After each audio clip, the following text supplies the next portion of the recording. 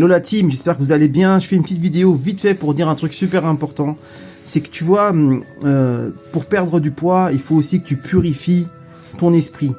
Tu remarqueras qu'il y a des personnes, tu vois, qui n'ont pas de bonne vibe, tu vois, surtout des femmes souvent malheureusement, tu vois, qui sont assez aigries, qui sont tout le temps colériques, qui sont très énergiques, tu vois, qui partent aux cartes de tour, qui n'arrivent pas en fait à mettre de l'eau dans leur vin, qui sont tout le temps en fait dans le conflit. Et souvent ces personnes-là, elles prennent du poids, elles n'arrivent pas à le perdre. En fait, elles n'arriveront pas à perdre du poids si elles n'arrivent pas à apaiser leur esprit. Ton esprit et ton corps ne forment qu'un. Et quand tu veux réellement perdre du poids, en fait, il faut que tu assainisses ton corps et il faut que tu assainisses ton esprit. D'accord? Il faut que tu te purifies, il faut que tu te calmes, il faut que tu vois, parce que il faut que tu agrandisses en fait ta connexion avec toi-même. Donc il faut que tu gagnes en spiritualité, il faut que tu gagnes en sagesse et ton corps aussi va se purifier.